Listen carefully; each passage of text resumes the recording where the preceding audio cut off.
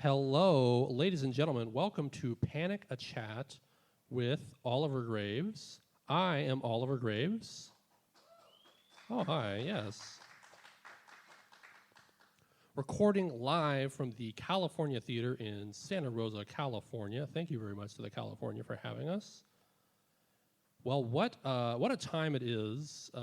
It's hard for me to pivot around what's going on, but at the same time, I've never really been a very political comedian. I have always wanted to do a talk show, and things were going on lately. I like things to be evergreen, but I'm like, I can't. It doesn't exist in a vacuum. Like, things are happening with Stephen Colbert, Jimmy Kimmel. I'm like, wow, okay. The goals of a comedian are being struck down. So I was like, all right. So it's difficult to ignore all this stuff.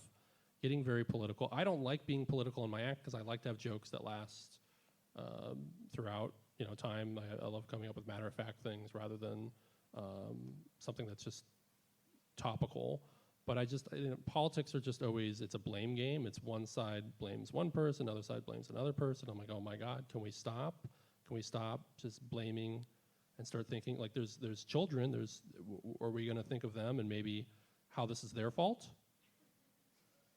Start blaming them, and I think too, we can agree and still be enemies.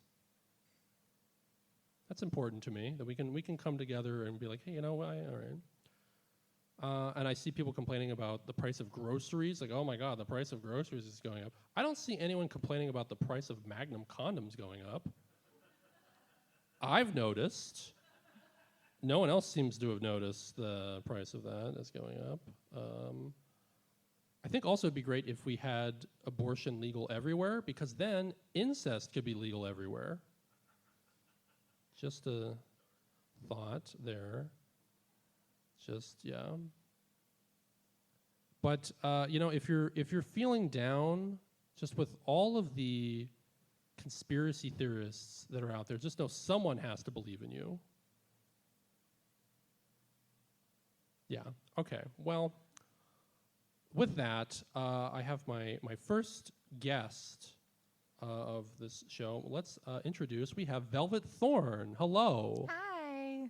Welcome to the show. And I suppose you should talk about what you do. You do burlesque. Yeah. And I don't know who I have listening. I don't know if they're able to look things up on the internet to know what burlesque actually is.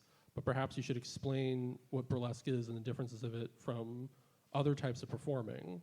Great. I'm Velvet Thorn. I do burlesque. And I went into this gallery the other day and was talking about what I do. And the gallery owner was like, well, exactly what is burlesque? Is it like can? And I was like, no. And then I asked him, oh, do you know Gypsy Rose Lee? Then he was like, oh, you're a stripper. I was like, yeah, I am. Absolutely. I strip my clothes off in a theatrical performance space. And that's what burlesque is. It is actually, if we're talking about politics, it is very political, because in a lot of places, it's not okay for people to take their clothes off. Take their clothes off in public, but especially women. And about 10 years ago, and more, we had the Free the Nipple movement, and some discourse about, hey, like, if men also have nipples and they're biologically the same, like, why can't we show them either? So anyways, there's kind of like this whole discourse about bodies and who's allowed to these show antiquated what laws that and I just think about a couple years ago what was going on in Iran, and I think of what I'm doing as fun and cheeky, and I play with the audience, and they have a good time and I have a good time, and we have this agreement that you're going to watch me take my clothes off and you're going to cheer for me. So that's the idea. But I have to keep exactly. But I have to kind of remind myself, hey, in a lot of places, this actually is not okay, and I could die for for what I'm doing. So so I think in that regard it's really important. And I also want to say about burlesque is that it's also something that I'm doing for myself. I don't make a lot of money doing this. I put together my costume. I'm an independent artist. I come up with all of my acts and creative ideas, and I have a seamstress who makes my costumes now. And so there's a lot of thought that I'm putting into this, and I'm choreographing, I'm my own manager. I book myself. I handle my own social media. Wearing a lot of hats when you're doing this. A lot of artists have to find other avenues and things. Yeah, absolutely. So I would say that it's a very independent artist kind of craft. So burlesque, just in case there's people that are listening, that don't know the difference. I just hear that stripping, burlesque, dancing. Is there a definable difference, or is it more of an artistic difference that you don't really need to define the difference? Yeah. So I feel that I'm not the best person to talk to because I've actually never been to a strip club. So for you, you're not relevant. Yeah. That's actually interesting to hear that you're, I've been to, I think, I've been to a strip club once in San Francisco and once in Reno, and that's my only experience with strip clubs is those 2 times. And I mean, for me, I wouldn't necessarily say there's that much of a difference other than there's more of an art to burlesque. I don't want to be strippers aren't artistic, but there is a lot more of a theming and an artistry to burlesque. They are very similar, and I'm sure there's a lot of overlap. But as we'll probably get into later, we're going to talk about some of the other things you do, where it isn't just typical pop music and lights and sounds. There is another element and layer to what you're doing. Yeah, so I should correct myself and say, actually, I have been to a strip club. I went to the Condor Club to see a burlesque show. And so, but I wasn't a regular night. The audience was not maybe the regular customers or things like that. But there were burlesque dancers, and then there were the employees of the strip club performing as well. Oh, okay. And so you could definitely, for me as an audience member, very familiar with burlesque because, I've been doing it. I see a performer like Frankie Fictitious, and she is, has a bedazzled to the nines costume and, a lot of gusto and stage presence. And I could definitely tell that the other dancers who worked at the club, the strippers, were having a lot of fun, but they weren't quite in the same stage presence. This is my identity as a burlesque dancer, that sort of thing. Right, because you're bringing a lot of character and performance energy when you're doing burlesque. I mean, I don't mean you, but performers in general. That tends to be more of there's a thought, there's a framing to how you want to appear that night, and or how you just are as a performer. Whereas I guess stripping it is more. This is what there is. It has to be a little bit more generic for the audience. From my limited view, it seems like it is performance and service.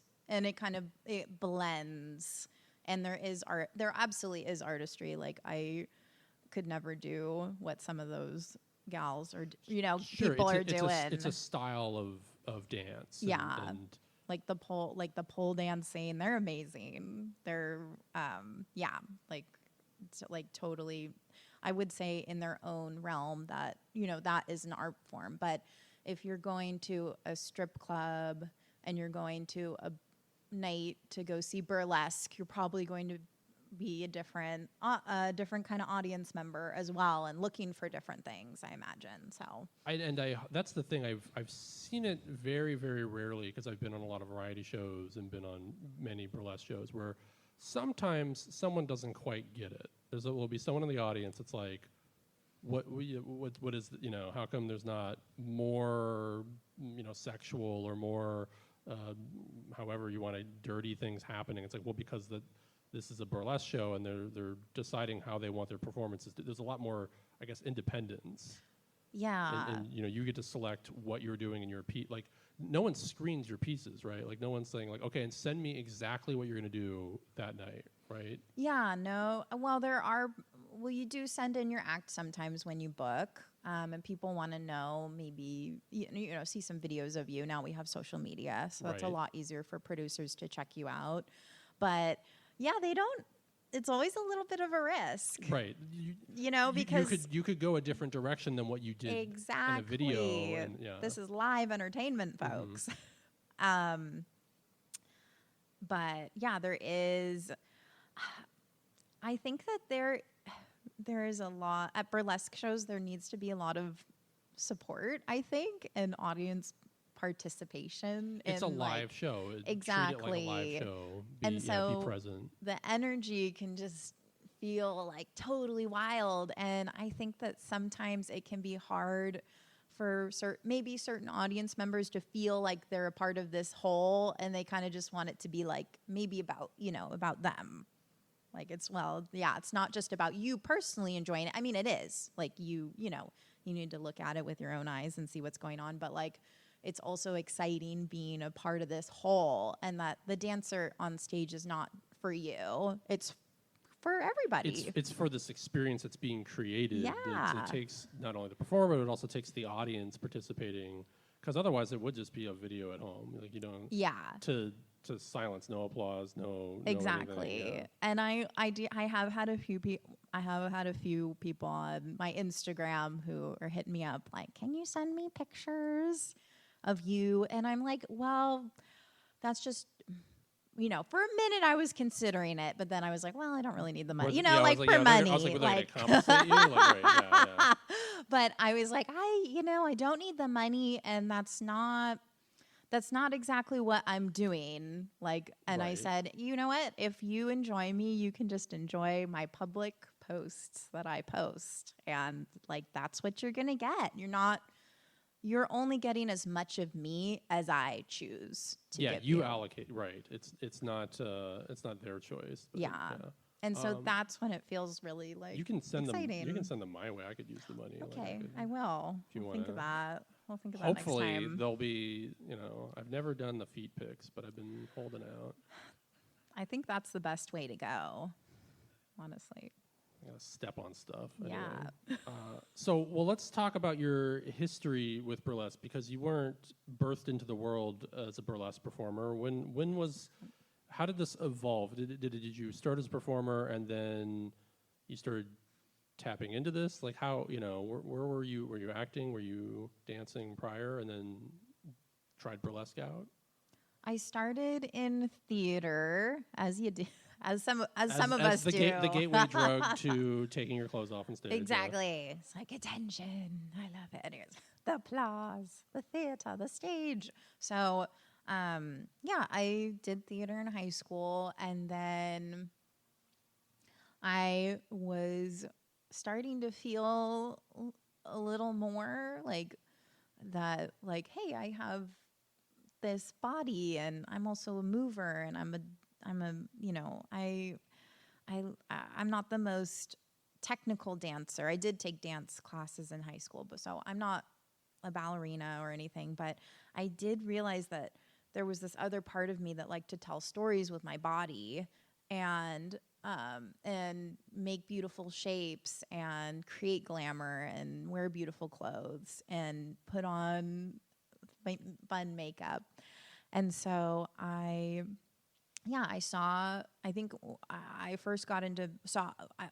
first realized burlesque was a thing when I saw Dita Von Teese on YouTube in a martini glass. And you're like, what is this about? And it's like, oh, there's a whole world going on here. I thought, I want to do that. Also, Quentin Tarantino's, oh gosh, what's that movie with the car? Do you know that one? That would And be Death Proof. Death Proof. Death Yeah. Proof with Yeah. When Kurt she, Russell. and- when that gal gives Kurt Russell the lap dance, I was like, that's cool. And you kind of, if you go back and look at that lap dance scene, it's just the bar is full of other women just watching what's going on. And like, Right. she is just taking her power and like really enjoying it. And I think loved that. That's not even in all the versions of that movie, too. Like, I think that when that was released theatrically, that was like the lost reel. Because it was a double feature with Robert Rodriguez's zombie movie. I can't remember the name of it. Was it Machete? It wasn't. No, but Machete. that was a fake trailer. Oh, that was in that. I think. It was Planet Planet Terror. Terror. Yeah. So they had shortened versions of those movies because they thought it would be a fun gimmick, but there's a full version. I think that was only in like the fuller version. So it's like funny. It's like when you're talking about, people might be going, I didn't see that in Death Proof. Like, you're probably right. We're not gaslighting you. We're not Mandela affecting you. Yeah. It might not have been in the one that you watched. was one I watched. It wasn't the one. Yeah. And yeah. it's on. I think it's on YouTube too. Yeah. So you can watch. I don't know if you haven't Well, seen people it. You probably can like, watch what are you it. talking about? Like that specific scene has probably been uploaded various places. So people are like, this is the thing you missed if you watch the shorter version of the movie. But that is an interesting movie because it does play a lot with like power play and stuff. Like Kurt Russell's character is like, he's like sober, he just likes to hang out, and he's doing this whole power play with like, he's gonna write down your chicken shit in his personal book because she's not gonna do the dance. And she's like, what if I did? And then she does it. She did it, and she's taking her power back in a lot of, because like, who cares what he thinks, you know? Yeah, she's having a good time. Yeah. And maybe they're gonna. She thinks they're gonna have a better time, and then she gets in the car, and then anyways. Becomes a worse time. Yeah, it's a worse time. Oh, there's so many notes, and we're already like getting like halfway through where we need to be at. So let's talk about Star Trek and Star Wars. What do you think about? Oh yeah. Do you have a preference over Star Trek and Star Wars? Oh. Is there it's not an easy answer for you? Because it's I not an think easy answer for me. It either. is. I think it's Star Trek. Trek. Yeah, it's my fave. I watched Star Wars first, and then I met my husband, and he's a big Star Trek fan. fan. Yeah, and he also loves Star Wars. So They I go think hand in hand. it would often, be. yeah. I think this would be if you asked him, it would be a hard question. But for me, it's Star Trek, and we started with Next Gen, and it worked really well because I love Patrick Stewart because he's also a theater man. He's a Shakespearean actor. Yes, And that's where he came from. and I love Shakespeare, and so having Patrick Stewart and then all these other characters, and I really fell in love with the characters. When Tasha dies, spoilers. Spoilers. I Back was in like- 1988 when she died. I was like, I was crying. I was like, no, I love her. So it was just like it only took one season. Then I was like, I need to watch everything. The first season as well, which is like, it's a rough season. It's such a different show from season 1 to season 3, and then season 3 they kind of find themselves. Yes, definitely, and that's easier to see when we rewatched it. But yeah, I love Star Trek. They really were able to just play with so many themes about humanity and consciousness. So it's a lot of moral plays, various episodes dealing with. Yeah, but it was in a very smart way where it wasn't. It was detached. In a detached way where you could kind of like safely think about these things. Because it's talking about somewhat topical issues without actually saying it and putting it on the nose. Like, I know a lot of people talk about Data, and Data he's an android. He's not human. But I've talked to a lot of various people that are autistic or on the autism spectrum that identify with his emotional disconnect. It's like, but he's not even a human character. But I could see these stories where he's trying to explore it. He's trying to learn what humor and comedy is. So he goes into like a holodeck to like figure this out. He hangs out with Whoopi Goldberg. Yeah. Guinan, not Whoopi Goldberg. I love her. But I did enjoy a lot of the Shakespeare data. Dana was having fun with Shakespeare too, and I remember Right. those the holodeck episodes, and yeah, great show. And then we went to watch Deep Space Nine. I love Deep Space Nine. Yeah, and then I just did that Star Trek. I did a Star Trek show on the 8th of this month, and I played a Vulcan, and that was very fun because next gen there aren't really a lot They're of pretty Vulcans. I'm actually a big fan of Vulcans, and they use them very sparingly in next gen. Yeah. And I ended up watching the original Star Trek much later. So I didn't really get the Vulcan thing because they're kind of missing in Deep Space Nine as well. Right, there's not so there's Spock in the original, and then there's Tuvok in Voyager, but then next gen and DS9 really don't have Vulcan representation. Yeah. So I was having a little fun at DNA Lounge in the city, and I'm sure you're a big fan of DNA because they do the goth They clubbing have night every the Monday. same night as Hubba Hubba. There is Death Guild. So I've gone to Death Guild just on its own, and then if I'm at a Hubba Hubba show, I will always stay for Hell Death yeah. Guild for some amount of time. But yeah, So I actually spent my 21st birthday at Death Guild because it was on a Monday. And I was like, well, I should just do Death Guild, I guess. of course. And sure. I had an AMF, adios, motherfuckers, The for anyone who blue doesn't thing, know. And you can look like Godzilla later when it comes out. And I blasted off. I did. And then geez. I remember fuzzily, our friend came out and went up to my other friend and was like, someone broke into the car. And I was like, oh. I was like, oh my God.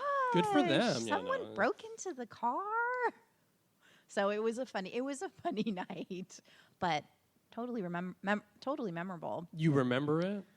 Yeah, okay. I do. It's fuzzy, but I definitely remember that You remember part. having fun. I was having a lot of fun, and my birthday is actually on a Monday again this month, and I'm doing a Hubba takeover show with my production company. Awesome. Yeah, on December 22nd. So I'm like, if your birthday is on I'm just like, if your birthday is on a Monday, girl, you need to do it at DNA because that's the place to do it on Mondays. I love going to the city, but I also hate it at the same time. Like, if you go into the city and you go to any of those clubs like Friday, Saturday night, it's crazy. It's just which I've done. I've been at DNA, it was Friday or Saturday, and my friend couldn't get her car out because there was so many Ubers and Lyfts picking people at like 1 a.m. And she was just stuck for a little while. I was like, this is insane. And then there's like hot dog vendors, bacon all these people. I was like, what is this? This is so different from when I was doing like something at the Eagle around the corner where they closed off the street. That was like a Sunday or something. I'm like, this city changes so quickly, But Monday, it's not like your reverse commute. You can get into the city easily. You can get out of the city easily. Right. Yeah. So I do enjoy it. Yeah, the DNA. I'm like, I don't know if I want to segue into my DNA Lounge story. Someone should ask me sometime about it because it's that would take too long. We have so many other things to talk about with you before we go off that tangent. But you have fun performing at DNA Lounge. Is ultimately. I love DNA Lounge. Yeah. Hubba Hubba Review has a special place in my heart. So I was very happy when I got the opportunity to perform with them. I was so thrilled to be. I've done it a few times here and there. I love hosting it because it's very different from comedy. I remember I was hosting it once, and in burlesque, people throw dollar bills, people take their clothes off. I'm supposed to do time in between and like fill time. And one time I was like got off too soon. Like, oh, you need to tell like another joke or two. I was like, oh, I get to be up there longer. I get to just riff and have. I was like, oh my God, this is the best because when you're doing a comedy show, that's like you're not supposed to do that. When a host is doing like a lot of time in between comics, it's like every comic is like what are you doing? Just get me on stage. What do you just, you know? Whereas at a show like Hub, I'm like, oh yeah, let the You kitten gotta fill time. clear it up, and then the person waiting knows that's part of it. Versus a comedian is like, why are you a third joke? Just get it on, okay. But speaking of your takeover, so you are a producer of shows, Yes, as well I as am. a performer of shows.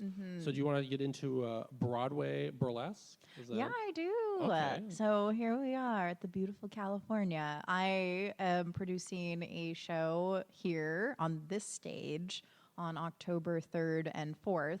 And it's mixing my two loves, theater. I'm like, what are my loves? Theater and burlesque. Did you almost say your husband? You're like, wait a My minute. Wait a husband. minute. He's not part of it. My husband, the show's just my husband. Yeah. It's him and no, it's I could do Broadway. that. Broadway burlesque, October 3rd and 4th at the California Theater. So 2 nights, and you're producing, but are you performing? I am performing and I'm hosting. Hosting and perforing, you have a lot of duty. I Yeah. guess, like I said, a lot of hats. We wear a lot of hats. A lot of hats. when we're doing this. Yes, but I'm kind of getting this opportunity too to like sing some of the songs that I've always wanted to sing. So you're singing. So you're. Yeah, I'm singing. This is another hat you're wearing. There's so much Broadway going on. burlesque, Yeah. baby. And there's a huge theater community here in the North Bay. So, and a very talented theater community. So I'm hoping that There's they also show a less up. talented theater community, but no, we don't have to talk about that. I'm kidding. Don't No, talk no, maybe I'm not kidding. But you can read the shade. reviews. I got to get to where time flies by so quickly. I wanted to get to some podcasty type questions that I like to do on here. It's just kind of a favorite. Hopefully, it doesn't stump you. Hopefully, you don't panic. So I wanted to ask, what is your favorite dinosaur? Ooh, or extinct animal? You can go with any extinct animal. Are you panicking? Yeah, Are you panicking? I am. Oh, wow. Got you in the headlights here. Oh. The other ones are going to be even more fun. What do I Favorite? like? It could be anything that's extinct. as well, Okay, if you want to go well, away from dinos. I'm like, okay, this is funny, but I'm going back and I'm like, You're going Land back in Before Time. Land Before Time, yeah. Who Long was my necks, favorite? Ducky. Oh yeah, I think maybe the long necks. Long necks? Yeah, I'm going with them. Like an Apatosaurus, Brontosaurus, Brachiosaurus, something like that. Okay. Yeah. How that's cool. I'll pick that up later. For those at home that are listening, I didn't see I dropped my notes on the. So favorite Pokemon, or we can just go with a monster. It doesn't have to be a Pokemon. No, it's Pokemon. It's you want it Oh to be a yeah. Pokemon. Do you Okay. want to know my team? Well, I have a yes, team. Yes. Okay. Oh, we have a whole team. Okay. Yes. A 6. You have your have 6. six, 6. Okay. Togekiss. Okay. Oshawott. Oshawott's my favorite. Oshawott's the one that runs around with me out of the Pokeball. Gengar, Lapras, Vulpix, and okay, that's only 5. Well, that's good. Maybe you have Yeah. a rotation for the. Yeah, for the maybe I sixth have a one. rotation. Oh, I'm gonna be mad at myself later that I forgot. But anyways, that's my team.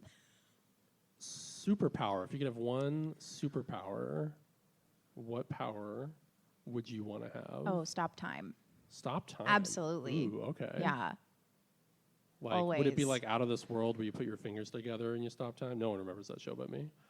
Oh yeah, I don't. No one I remembers remember that there show. was It was a like really before- bad early 2000s like stop time movie. No, this is Did even. you know? Oh, Time Stoppers. I think. Yeah, or Is French something. Stewart in that? Yeah, and I was always like, as a kid, I was like, that would be a great power. So yeah, definitely stop time. This is a Yeah. much older. I think Burt Reynolds did a voice on it. He was like it's a girl and her dad's an alien and she has powers. She puts her fingers together. It's like it was before Sabrina the Teenage Witch, and it was kind of like that show walked so that Melissa Joan Hart could run. I see. Stopping time. Okay, well this is a similar kind of question, but if you if you had magic to control one element, what element would you want to control? Like fire, wind, water, and you could go. Ooh. You could get away from elements if you wanted to have like plant or necromancy or other powers. Ooh. I'm making you panic. I know. That like was maybe. the point of, yeah. I'm like thinking like. Ooh. This is getting fun. Maybe plants. Plants. Yeah. Ooh, okay. Plants. That'd be nice. Magical vines come out. Exactly. Photosynthesis. Photosynthesize. And this is because I'm spooky and I'm kind of a villain. I like being villains. I like villains. But if you had a villain lair, like a secret lair or a base or a castle, wherever your villain hideout is, where would you want it to be? Like geographically, where would you want? Would you want it like in a volcano, underwater, a floating island, on the moon? Ooh. Could be kind of anywhere. In a jungle. And I had a base. Somewhere where you're hanging as a villain with all your. Oh yeah, Iceland. Ooh, Iceland. Yeah. Okay. That seems very villainous That's to me. Yeah, that's a clash of ice, and they have a lot of volcanoes as well. Yeah. It's a very And waterfalls. Yeah. It would be behind Behind a waterfall. behind a waterfall in Oh, Iceland. There you yeah. go. So now we know where to find you. Yes. Well, where should people look to find you if they wanted to find you? Is there a place? Should they check out your Instagram? Yeah, Or? I'm on Instagram at Velvet Thorn Official. The official is important because I think I'm shadow banned, which means if you look me up, I don't pop up right away because I'm a stripper. But yes, Velvet Thorn Official, and then you can look me up on Facebook. I'm on there as Velvet Thorn, or my production company is Epino Productions. That's spelled EPINEUX. I can't spell. Means thorny in French. So it's a little tidbit. And hopefully I have this somewhere in a description that's, Yes, if hopefully. when this is posted. Absolutely. So people can, Well, find yes, it. I'm like, remember now. please. Remember, yeah. Like, quick, spell. Like Okay. people are getting out, like, let me They're like, type that okay. in. Yes, descriptions. I love that. Okay. Well, thank you so much. But you're going to hang for our next I guest. am, Right? Thank yes. you, Velvet Thorn. Thank and you. then, yeah, you can give a round of applause to Velvet Thorn. Oh my gosh. Round of applause for me. Thank you. Well, with that, let's introduce our next guest coming, joining the Panic a Chat. Let's give it up for Jason Nathan, ladies and gentlemen. Give a round of applause. Get my notes. I'm going to need these notes. And Jason, Velvet, and you can say hello to each other. Hi. Hello. A mix that this is what I was really hoping to have on here is people that would probably never really necessarily interact on a show together. It's Right. comedian. I'm like, oh, I could get infinite comedians on here. I'm like, and infinite comedians hanging. I'm like, well, that's not that exciting to me. Comedians always hang out with each other. But so, Jason, you've been doing comedy. You want to talk about your comedy journey a little bit? Yeah, so I'm on my 6th month of 6 comedy. months, Yeah, yes. my first open mic was in March. Back in March. Yes, Where was your first open mic? Barrel Proof Lounge Barrel in Proof Santa Lounge. Rosa. Okay. So yeah, I got scared of it after doing it the first time, not before. It was interesting. So the first time you get up, Yeah, the first time, the first time I went on stage, I was surprised by how little anxiety I had, and there was like no edge, nothing. But then when I got off, I was like, oh, that's hard. So, because I gave myself the goal that I would do it 3 times, so that way, regardless of how it went, I'd Right, give it that- a good 3 tries. So I was like, I have to do this 2 more times, because with anything, you don't know what to expect the first time you do something, and how it's going to feel. So. and you could be in front of a completely different audience. You could say things slightly different. Yeah, and But then you did do it the 2 more times, right? Yes, and I kept doing it because I found it to be a little addicting. And then here we are. Yes, I ran into you at the open mic here at the California on Sunday. right. And I needed a replacement. Not gonna shame people for having lives outside of being on podcasts, but I was like, hey, can you come and hang and talk about? So let's talk about the sort of. I haven't really been going to open mics as much in this area lately, so you're kind of my guide in Okay. to what's been going on. You've been doing them Sonoma County. Yeah, Okay. mostly Sonoma County and a few in San Francisco. If you're in San Francisco, okay. Yes. Yeah, San Francisco a few times. Mostly Sonoma County though. It's like you were saying about San Francisco and getting your car out. It's like, I do like it. Do I love it enough to be in traffic for it yet? I'm not sure. Right. I don't really know if I love anything enough to be in traffic for it. Right. So you've come to the open mic here. You've Yes. come to I go San Francisco open mics. Have you noticed the difference yet between doing Sonoma County mics and Yeah. doing SF mics? What I have noticed, San Francisco open mic seems to be a lot of comic audience, Yeah. whereas here, actual audience. Actual and I've done audience. one showcase in San Francisco, and that was still like a mixed bag, Of audience-wise. people that were performers. Audience-wise, And yes. then, The main difference I found is like an open mic versus doing a show. It's like at a show, the audience goes to laugh. So it's, I don't want to say they're it's they're going on purpose. right, they're going on purpose. They didn't. They're not just there. You know, I've been They're- on bar shows where Yeah, they're more engaged. people did not realize a comedy show was happening that night. Yeah, And then you have a table or so of people that are like, I didn't want this to be happening. yeah, they're more engaged. But yeah, when they come for it, it is a lot better. Yeah. Yeah, and it's, People understand what it's they're just walking in the for. energy feels better. It's more exciting. But an open mic is fun too. So what's the process with you going to this? You know, going to open mics. Are you locking in on jokes, or are you trying new stuff nearly every time? Like, have you found there's something you're kind of like? So I always try to do at least one new thing. Mhm. Like for example, my set this week, I did all new stuff, and I think only one got. Well, I got a few laughs, but only one felt right. But it's like I'm still working on like my tight, good 5-minute set, Right. you know. And I did do one of the features at the Iron Ox, so I've done 28 minutes. You were on stage talking 28 minutes. Yeah, Yeah. and that felt fine. That's quite a bit to do in 6 months Right. of performing. I feel like I had a lot of this like manifesting inside me for a long time, and like I'm a very routine person, structured person. So all the thoughts I've had over time, I kind of just found a way to write them. you got it all out. You had to. Yeah, and now it's like the addicting part, like trying to practice it and get better at something, like figuring out the order. You know, this is funny if I say it this way. If I say that first, that's not funny anymore. Right. Stuff like that. That's something I've heard Jerry Seinfeld say of jokes, where a joke can come off as mean-spirited if you say it wrong. Like, I think his example was something about like, no call is ever important. He was just trying to say like phone call. Oh, Right. it's an important call. No Right. call is important. But then he said he used to flip it around where he was like, you're not important. Right. He's like, but he didn't want to make the audience member feel like they're not important. Yeah. He wanted to make the phone call feel like it's not important.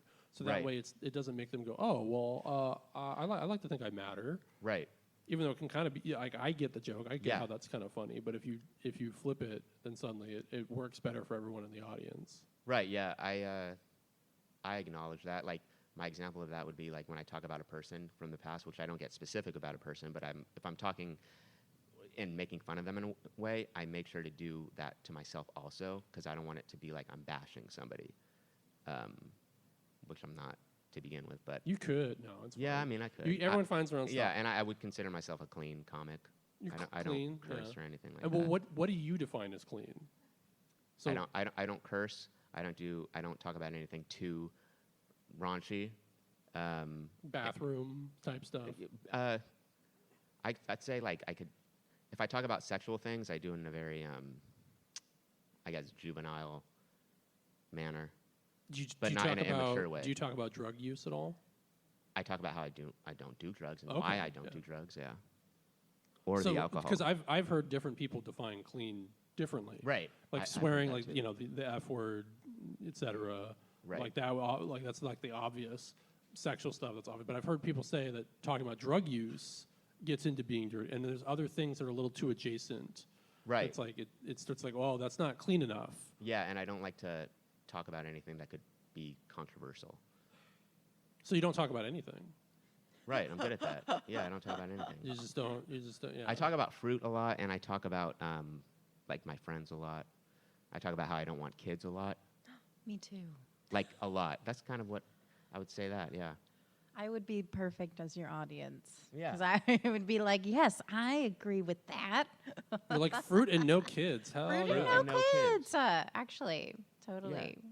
So I do have a question for you. Do you feel like you're trying to like get along with everybody? Like you want like when you come in as a comedian and you don't know what your audience is going to be like, and I mean like this is for you too. It's like how do you like have this point where you're trying to feel everybody out and then you're kind of like, okay, well I can like do these jokes and they'll like it, or like do you like kind of just like are like, this is who I am and they're gonna take it or leave it kind of thing? Like, So I do practice my sets a lot, so I would like to be more in the moment on stage and get a feel for the audience more. But yeah, I don't really switch my act based on what I think the audience is going to be. For example, I do a lot of things about like dating like older people.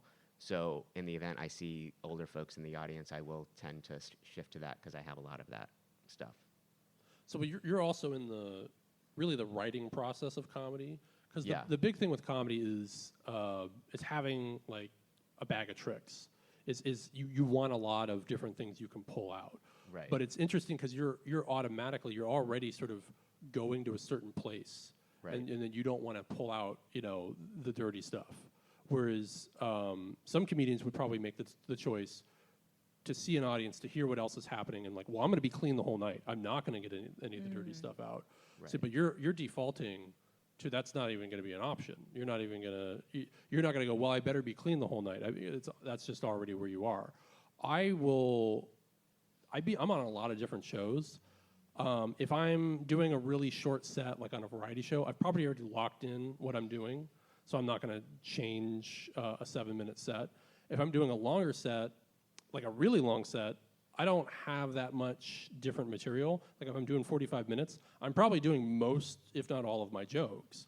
It's when I'm doing like 20 minutes, it's like, well, that's the playtime for me, where then I do kind of have to feel an audience out and check things out, and it does vary. I will on stage in the moment feel it out and talk with them, engage with them, and go different directions. I have absolutely dropped jokes mid-joke because I'm like, well, no one even clapped, and then I just kind of made a joke of it and moved on, and it's like, hopefully they forget about it, and anyone that wanted to hear me talk about Pokemon or whatever, it was like, well, that's fine. Let me get into talking about earthquakes or cell phones or something else that people are aware of. Because I'm understand that like it is difficult when you start talking about things that people don't know about. Yeah. Because everyone knows about earthquakes and cell phones and all these other things. But when you have to start to explain, like if I was going to do jokes about burlesque, I'd have to probably explain a little bit about burlesque. Like why is this person dressed up as a Star Trek character and taking their clothes off? Yeah. Like what like so and you'd have to then gauge as a performer, is it worth it to explain all this to get to where you're going? Right. And I feel like I tend to be locked in anyways, but I tend to layer my jokes throughout a story. So that's why it's hard for me to just switch, like, I'm not going to do that joke, because I need to start telling a story to get to where I have my jokes. If that makes sense? Right. And well, as you get more time, that it changes so much. Right. Doing 5 minutes versus 15 versus 40. Right. And I try to have everything like mesh together. You want it to be kind of like a Topic-wise. monologue. Topic-wise. Topical wise. Okay. Yeah, topic wise. Like I want to like tell a story that has to do with like no kids or whatever, and then lead that into like why do I date? That's why I date older people, like stuff like that. I think that's a good way to keep getting jokes out of the same subject. I work with comedians and they tell me, where do you write your jokes? I'm like, I will just sort of look at a subject that people are talking about and be like, there's got to be a joke in here. There's got to be something I can get at. But then I'll write one and then I'll move on because I'm more of a one-liner. Like I'm going to just keep having multiple.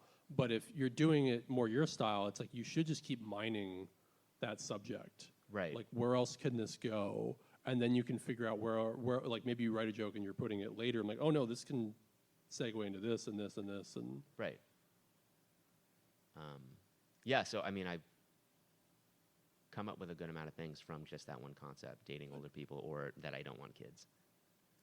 Those go together too. Yeah, exactly. And then from the not wanting kids, I kind of like embraced and like started trying to make fun of how I am a little kid still, or an old man, no in between.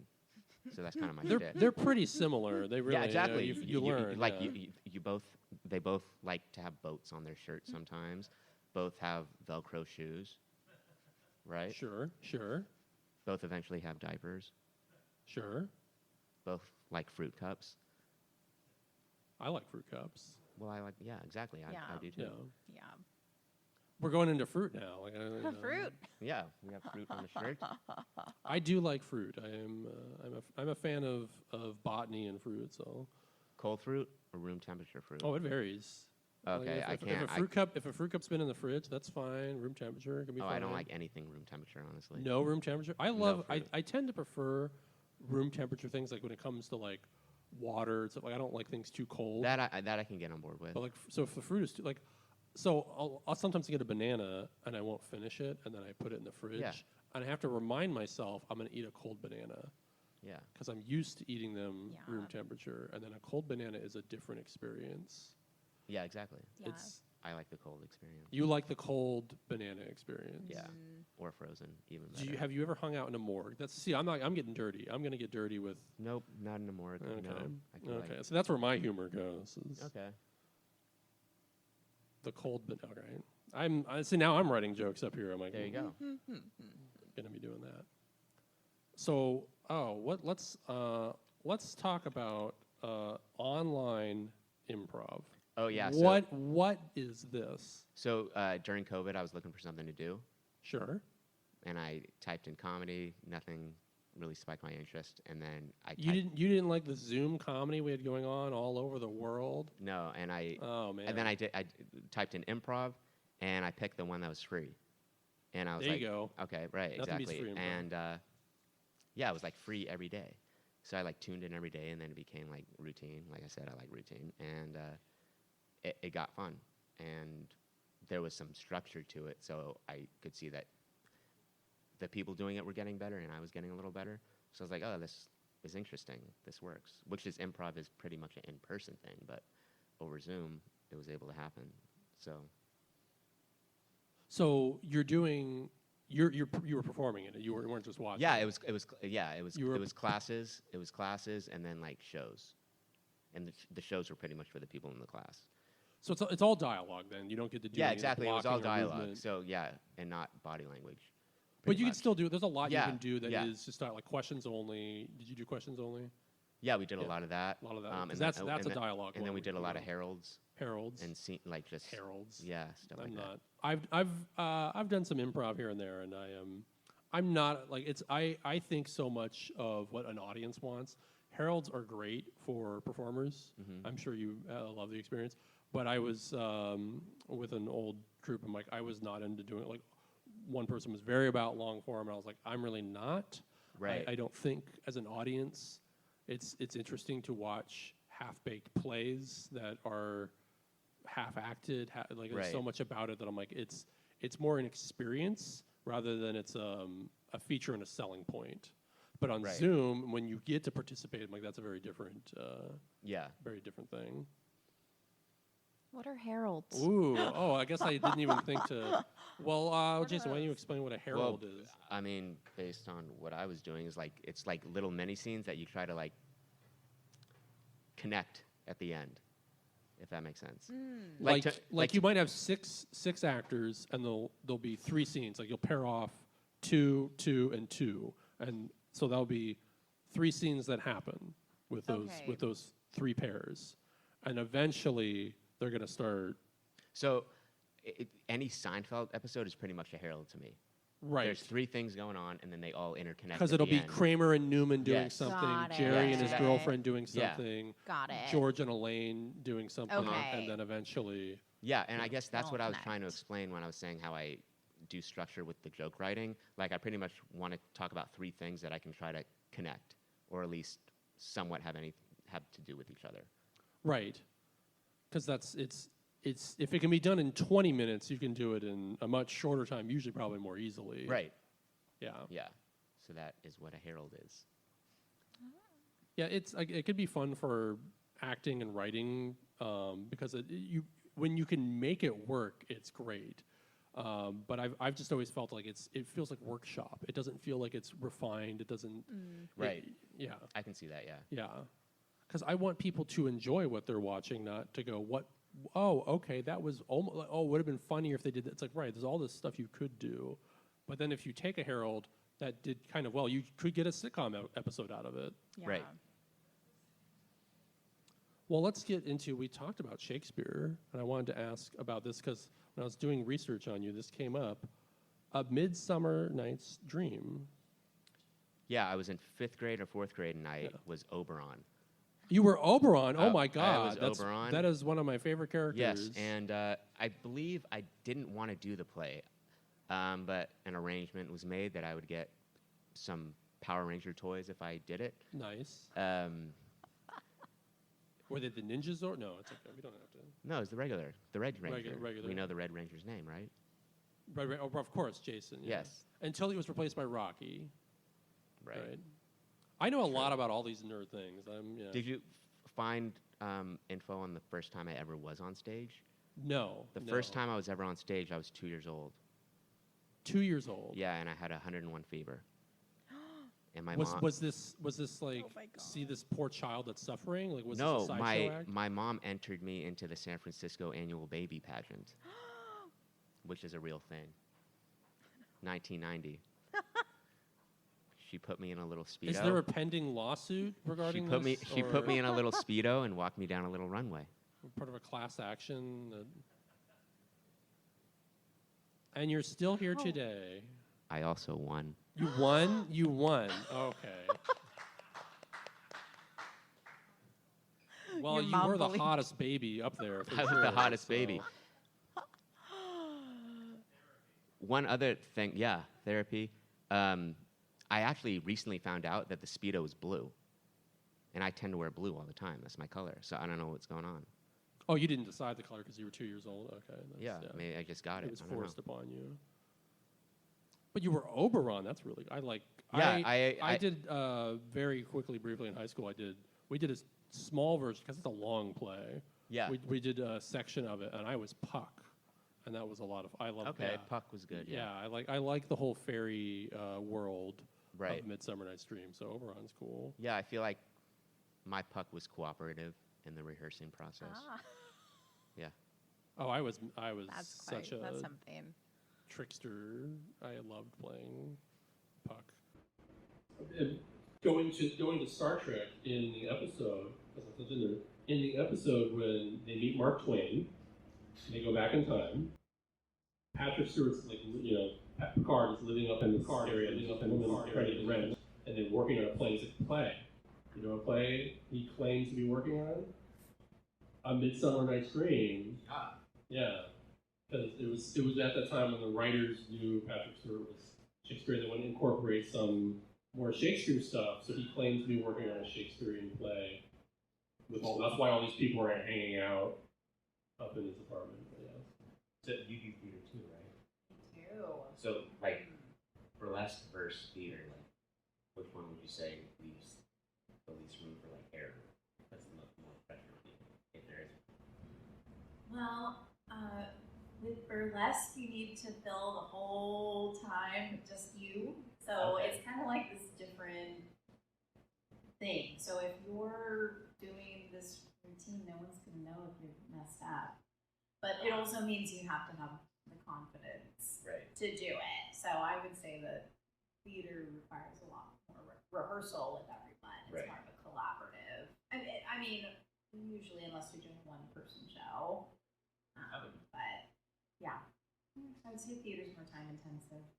There could be some legal ramifications if you mess up in burlesque, though. Like if certain things come off, it changes. Yes, There's some city ordinances. Yeah, my first show with Forbidden Kiss in November 2022. My top came off, and I realized that the whole routine was a long routine. It was 5 minutes. It was I was exposed, and I had no idea. Right. No clue. So. Because you're just in the. Yeah. So it was sometimes you're gosh, I'm really happy I didn't get arrested like my grandma would have It was been. burlesque. For sure. Yeah, it was Yeah. burlesque. See, that would be different if that happened at Midsummer Night's Dream. Oh, That'd definitely. be different. You mean it'd be like, you know, you could hide behind the parents. Well, isn't it Queen Titania? Like, we're already spelling it. Oh, yeah. Well, I have, time just keeps running. I have the podcast, so it's always easier when you get to hear them. Ah, yeah. You know, I should have put like even an isolate that I wanted to listen, but like I did podcasty type questions for you, Jason. Favorite dinosaur? Favorite dinosaur or extinct animal? What dinosaur got killed in Jurassic In Park? Jurassic Park, there's the Dilophosaurus. That one. That one? Yeah. Yeah. Dilophosaurus, alright. Yeah. The Michael Crichton version of Dilophosaurus that has the frilled. Okay. Because the fossil records, it would be an 8-foot tall, wouldn't have a frilled deck, wouldn't spit venom. You can pick the fictitious Michael Crichton version if that's what you want, though. That's the one you want? Yeah. Okay. Then we have favorite Pokemon, or we can, doesn't have to be a pocket monster, we can go with a regular monster. The monster can be vague too, because Dracula, Frankenstein, monsters as well. But Pokemon would be Pokemon. I'm a nerd, but Like, there's some Pokemon in Smash Brothers, right? there are. Pikachu There's then. Pikachu, Mewtwo, Lucario, Yeah. Ivysaur, Squirtle, Charizard. Let's okay. And if I had, It wasn't a trivia question. all right. But you're going with Pikachu? Yeah, I go with Pikachu, unless I can pick Kirby from Smash Brothers, but he's not. Kirby's somewhat of a monster, I suppose. It's yeah. I don't know what Kirby is. That's actually a good question. If you're like monster, fine, sure. What is Kirby? Yeah. How about a superpower? If you could have one superpower. I would want to fly, but not in a grandiose way. You want to show off? No, it would mostly just be like as long as I can like hover fast to beat traffic and not have to park places. Like that in that capacity. Sure. You know? Okay. That'd be amazing. I'd go to more shows. Yeah. I'd go to more openings. Yeah. You know? Would you? I wonder if so. Would you fly over traffic? So you know I where would you fly. are? I would fly over traffic and just Because you get lost really easily. and then land. Because you're going to the ocean, and you're like, which direction? You know. Yeah. So how about if you could control an element? You have magic powers. You can control an element, like you're like The a ocean. wizard. Ocean? Yeah. Ooh, like water, like specifically ocean. Like if you get in front of a lake or a river, it's like, wait a minute, sorry. Well, Yeah. I would like to choose where it goes, because then any house could be a beach house, Oh. and then I would get okay. into real estate. Sure. Was this like Lex Luthor, beachfront property? Yeah, I just thought of it. It's a good idea. Okay. And then if you had a villain lair or a secret hideout, where would you want it to be geographically? Could be anywhere. Could be underwater. Could be in the ocean if that's where you wanted it. Could be in traffic too if you wanted to just be the reason there's traffic. If I was a villain, Yeah. like my disguise. I mean, you're whatever you want. I mean, I'd you're want- probably a bad guy. If I was a bad guy, I'd want to spend my non-bad guy time being a clerk at Trader Joe's. I feel like that would work. would that be where you hide? Like you're working at Trader Joe's and then like Yeah, and I have my but like is the break room like have yeah, like, that's where I control keep panels? that's where I keep my bad. Ooh, there we man go. stuff. Yeah, okay. You know, get a snack, get the bad guy stuff. People go on their break, they come back, they get coffee, and there's just like plans Yeah. for nuclear weapons on the You're wall. fueled by the bad customers who Mhm. are Yeah. misbehaving. They're like, oh, I'm so angry. Right, and then I'll hover out of the store and find him. This is your supervillain story. Got it. So that's where you are when you're a bad guy. Where can people find you otherwise? Do you want people to find you otherwise? You got anything coming up you want to talk about? Where you Yeah, I wanna have be? Instagram, which I don't. So I want to start posting food challenge videos because I'm somewhat of a binge eater. I see. Yeah. But I haven't done that yet. But eventually I will put it on my Instagram, and my Instagram is Jason Has Anxiety. That's talking about yourself, not another Jason. That you mean you. That's yeah, Yeah. at Jason Has Anxiety. Not the Power Ranger Jason. No, Yeah. no.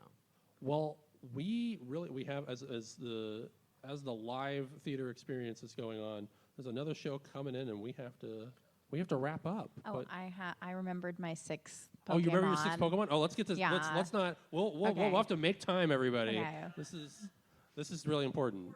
Yeah. I can't believe I forgot Vileplume. Vileplume. Vileplume Okay. is my favorite. I do like Vileplume learns pedal dance. Yeah. So that's Took me Okay. all, it took me the whole time you're talking to favorite. I was like, Good what to the know. hell? About is half that? an But hour, anyways, yeah. so glad I remembered. Well, thank you, Velvet Thorn. Thank you, Jason Nathan, for coming. This has been Panic a Chat with Oliver Graves. Thank you to the California Theater, and goodbye, everybody.